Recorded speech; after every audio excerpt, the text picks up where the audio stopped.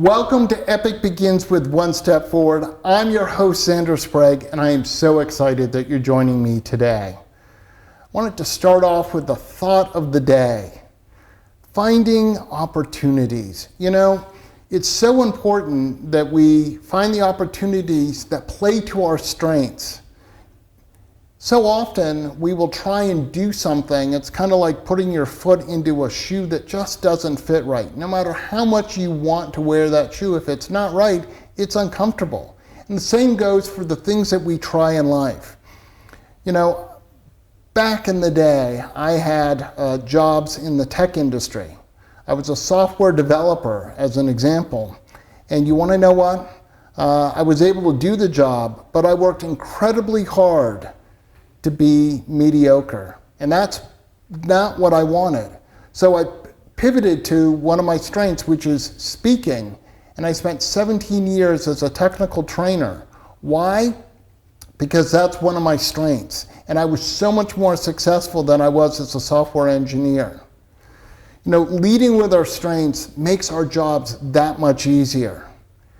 Now, what I want you to do today, this week perhaps, think about what are the things that just come to you intuitively. What are you good at? And choose one of those things and lean into that strength and try and do something in that field. I want to give you an update about one of my guests I had on the podcast, Frederick Herron. His book is coming out in the beginning of December.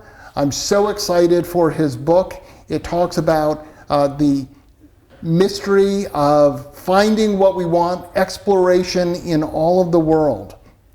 And I think that's really important for all of us because we're all on our epic journeys. I'm so excited to welcome Ken Karimi. Today, we're going to talk about photography. Tell us who you are and what you do. Thank you. Thank you for having me on this wonderful show.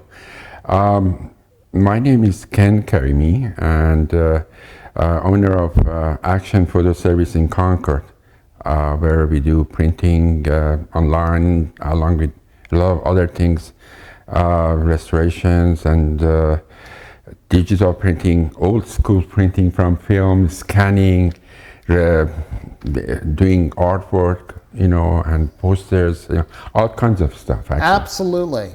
Now, I want to talk about some of the modern stuff, but it's important for us to go back, I think. Indeed. You've been doing this for many years. Is that safe to say? That is correct. Initially, I bought the company in 2008, just before the big recession. But the company was there since 1979. It was a huge space, you know, about 10,000 square feet, dark rooms, and everything was operational when I bought it. But eventually we moved into the digital realm, if you will.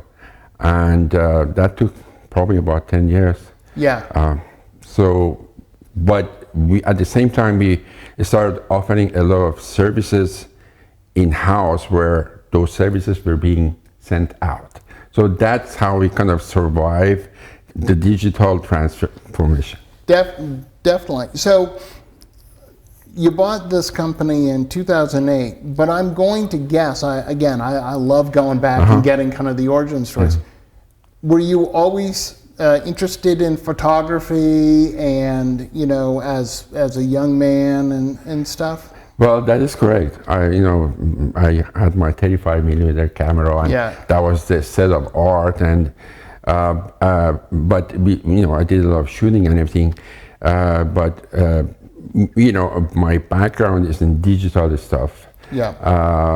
And I went to a school for that, for multimedia and animations and things like that. But I found this business to be a good fit for what we were, thinking about at the time, where we saw that it has a potential of going down, if you will, because of things were changing, but we saw the potential to add more services. But yeah, like I said, the business has been there since 1979, and it was, from what I see, people are still coming after almost 50 years walk into our store and say, oh, I want to scan this negative. Oh, I haven't been here in 20 years. Yeah. I used to come here when we used to bring our 35 millimeter film here to develop. I was the reporter for Concord at the time, and we always brought our work here. I mean, I am like, oh my God, I get chills even now when I see that. Absolutely, and I'm old enough to remember, the films and in some summer camps and stuff. I took photography and learned a little about how to develop film and all the different baths and stuff like that, and always very interesting. And one of the things that I think, when I think about photography, I think, oh, it's great, we can pull out our cell phone, we can take 1,000 pictures, get the one that's just right.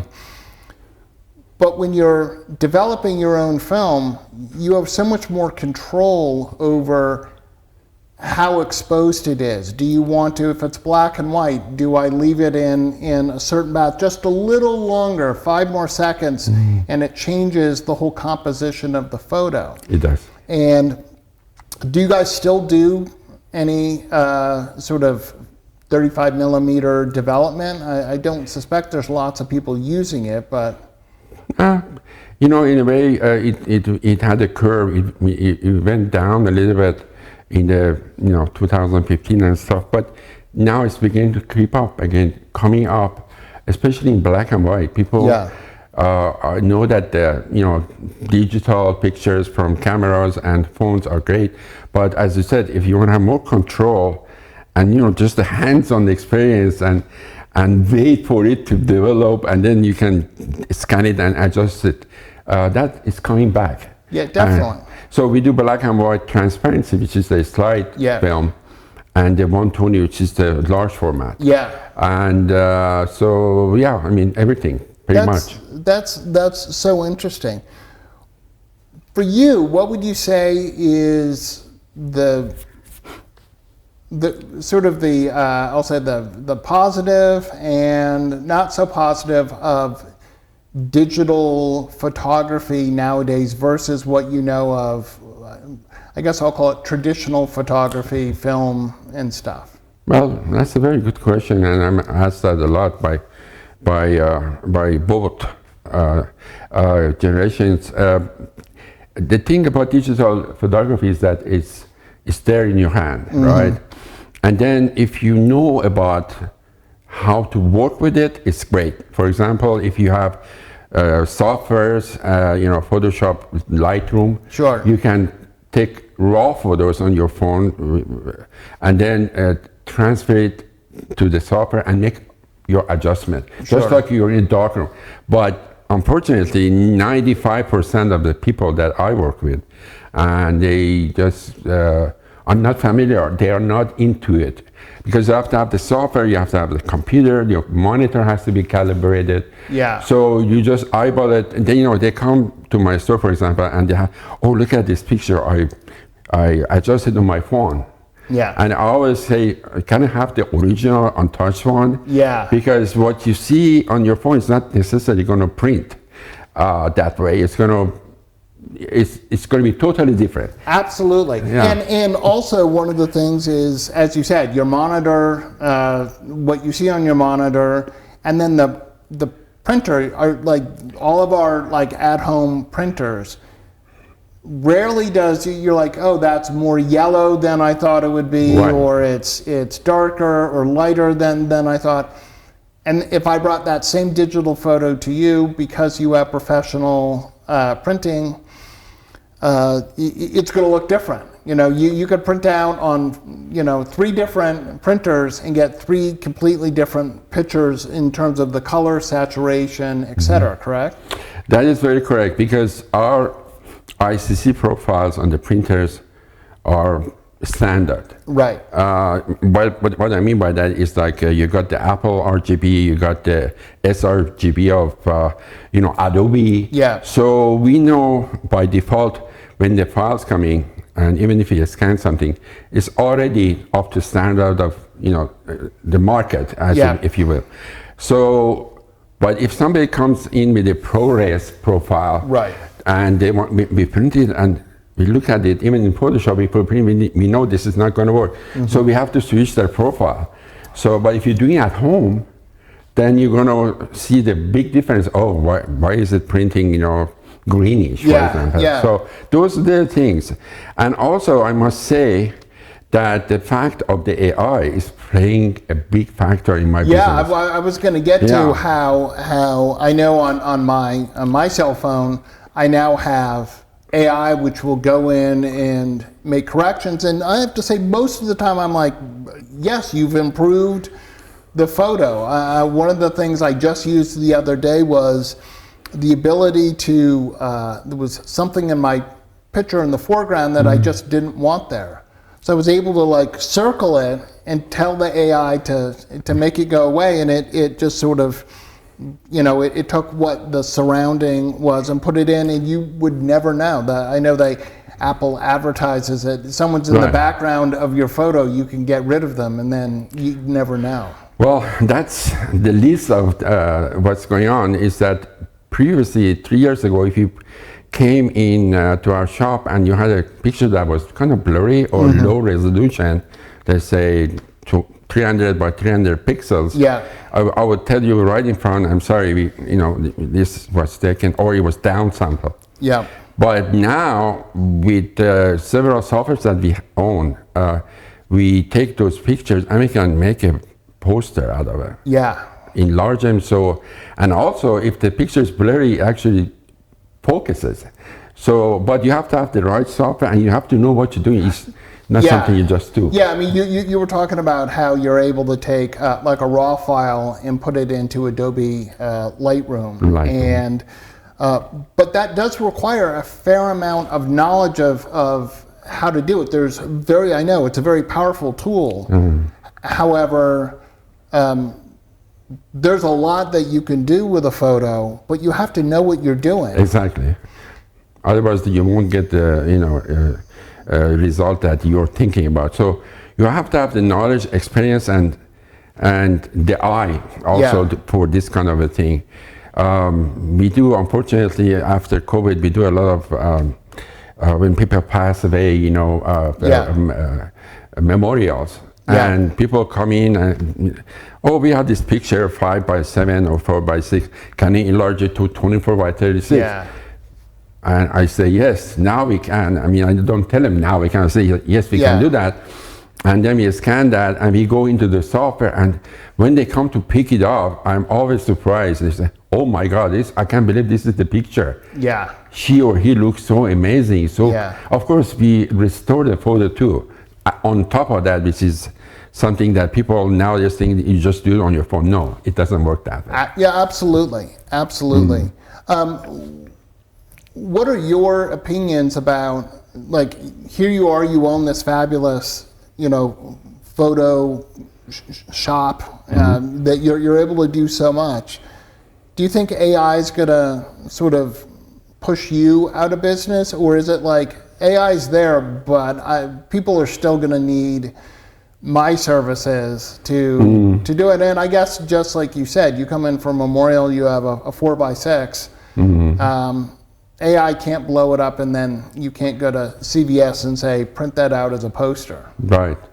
Unfortunately, CVS, everybody is farming out their job. I mean, Costco doesn't do any photo in a store anymore, or convert any old medium to digital. But I don't think AI is not. I don't think it's going to replace.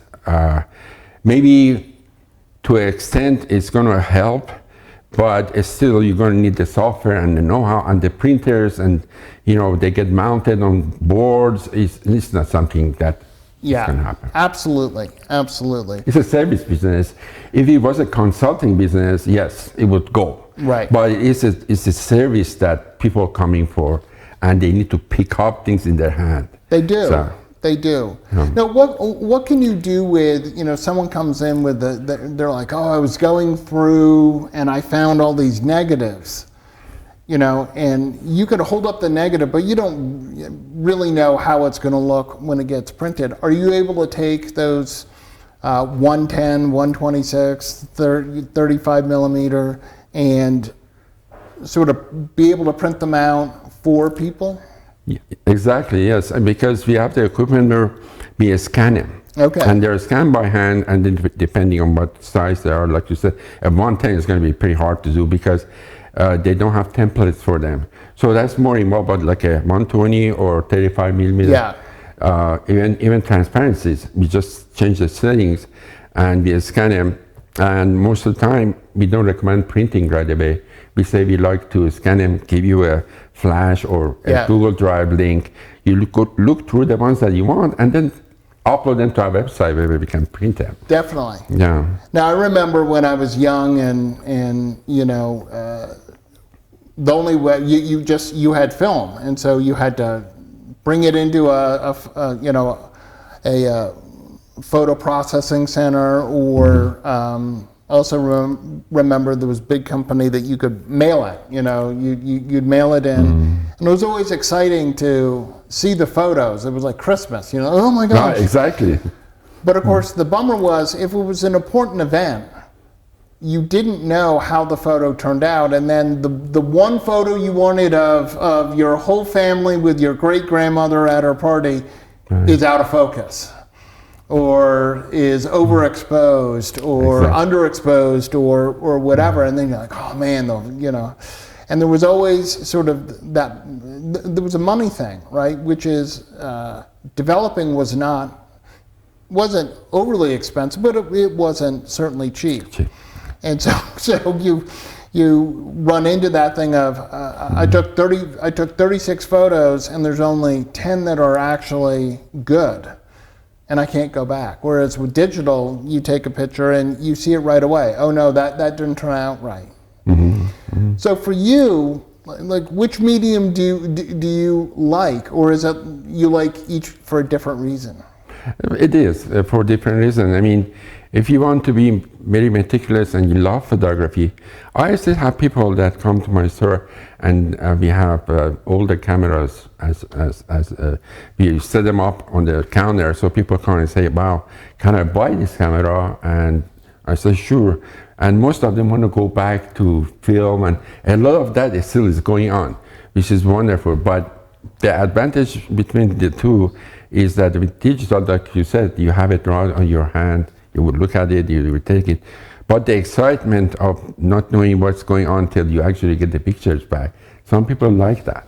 Absolutely, absolutely. But it, you know, again, it was always interesting when I was growing up. You'd see like the professional photographers who had on their bottom of the camera, they had the auto advance the film, and then you'd hear them go. Exactly. And they're taking like at sports events, and they're taking like 20 pictures in to get that one photo. But of course the problem was you only had 36 frames. So, you only could take 36 pictures, so you're constantly having to change out, whereas now you get thousands on a DSLR or something. Well, in addition to that, they had this light meter for the white balance, and you're familiar with that already. So what happened is that if somebody flashed something, or if somebody decided to turn on another light, that would be totally changed. Yeah. Whereas with the digital camera, such as a phone or whatever, that is automatically set nowadays, because you can have auto white balance, and I find that really important. Yeah. So here's something I've always wondered with I have like a DSLR camera, and I think it's fabulous. There are lots of settings, but I'm like, am I really controlling it, or is it just they're telling me that I turned it to, for me to set my own ISO and white balance and stuff?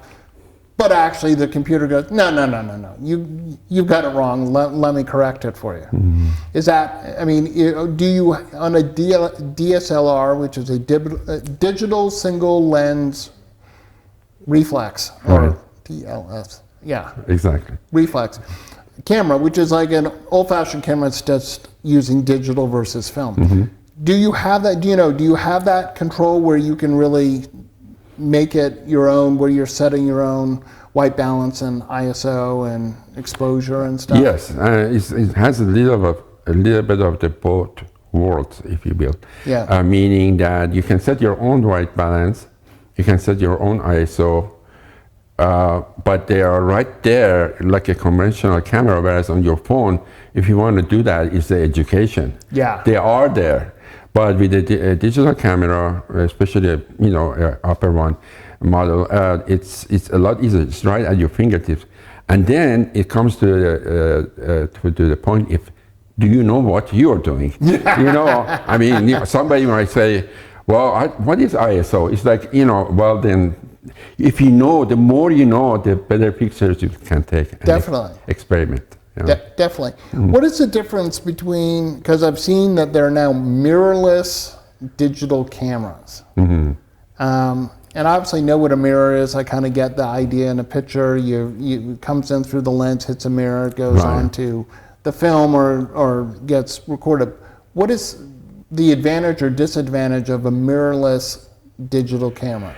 Well, with the mirror, the image is upside down. It's just like the first camera that came out. Everybody was upside down.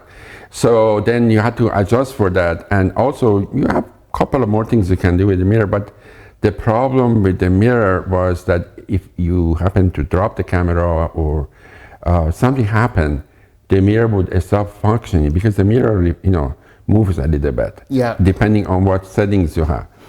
So they did away with that, and they made it digital. I think it is better that they were able to eliminate that, and therefore there's less maintenance, and probably you have more options of as far as when you go wide angle and regular 35 millimeter or 235, it's more accurate rendition that you get. Yeah. And for people who may hear, there's stuff, I know we hear about technology and stuff gets, this camera has, 12 million pixels and this one is, and you go, well, bigger's got to be better. But just for people who may have heard it but don't really know,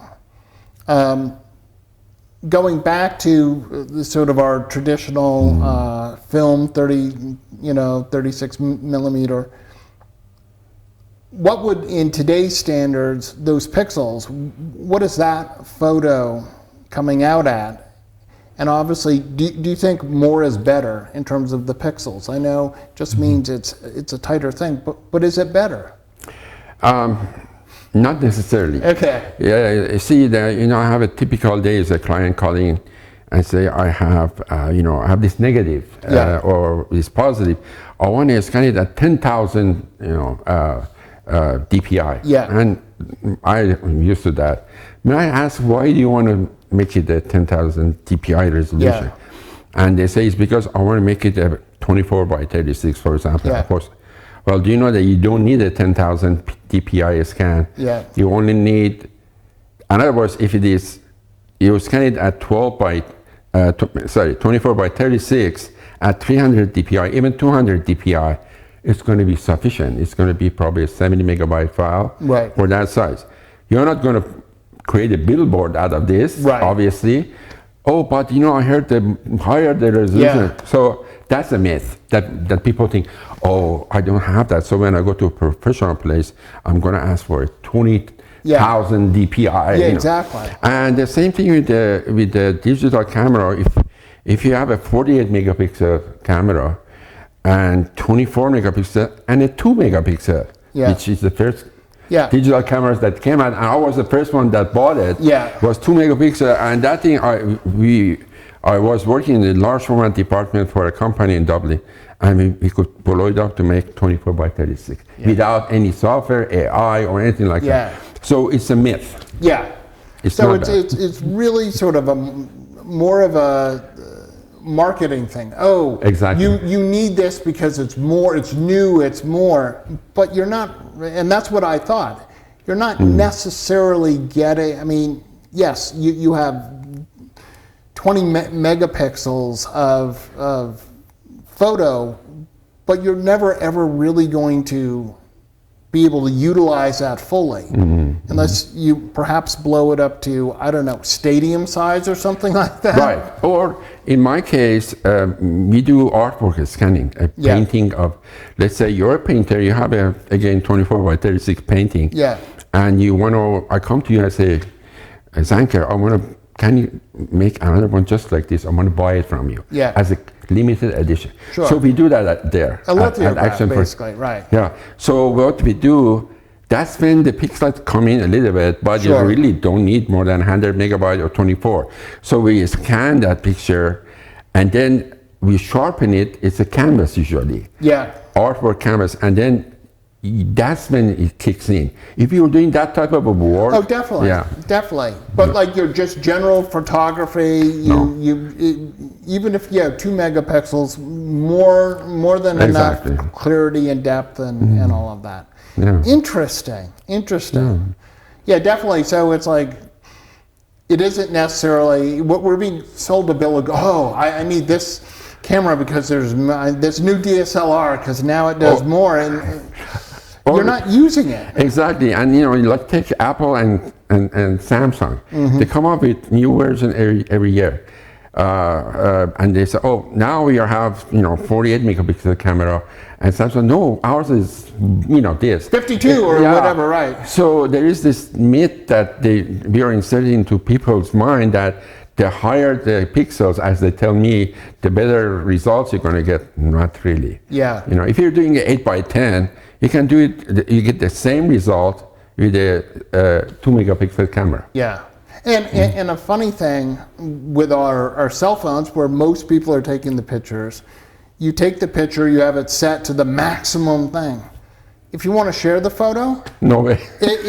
You can't send it unless you send it through like sort of some Dropbox or Google Drive or something like that. You can't. And if you go to text it, it's downgrading it anyway because it's simply too big to send. Exactly. And it will get down. People say, I don't have Wi-Fi here. I can just text it to you. No, I don't accept that. Yeah. Text is going to kill the picture. It's like another thing is that people send you they find a photo from 10 years ago in the Facebook. Yeah. That already looks good on your screen or your phone, but by the time you download it, it's no good for printing. Absolutely. Because they already, how many millions of pictures they have on their server. So that's going to be low resolution, not printing. And I also noticed that because I'm an Android guy, but my daughters are Apple, and when they send me a photo or especially a video, I don't know what happens to it, but it comes in, it's all grainy and stuff, and it's something that Apple is doing because they don't. If I send them a video, it's fine. But Apple does some kind of downgrade if you're not going Apple to Apple, and they got in trouble for it. But it was interesting, Oh, let me text it, and all of a sudden you're like, I don't know why you think this photo was so great. It doesn't look that good. Yeah, on my end, because it's been downgraded so far. Downsides. I tell my clients if they're going to send me pictures, even family, please send it in a third-party app like WhatsApp. It's really great. If you want to send movies or pictures, have them do that if you have the account. Got it. Yeah. Well, Ken, I want to thank you so much. Such a fascinating conversation about photography and stuff. If people want to find you, where is Action Photography? Action Photo is on Clayton Road, downtown Concord. And we're very easy to find, and the webpage is actionphotoservice.com. We have online service for printing regular pictures. And Great. Well, I want to thank you so much for coming in and joining me. Truly an epic conversation. Thank you. And so much knowledge. Pleasure. I want to remind everyone that if you're ready to begin your epic journey, go to epicbegins.com. And as always, remember, epic choices lead to the epic life that you want.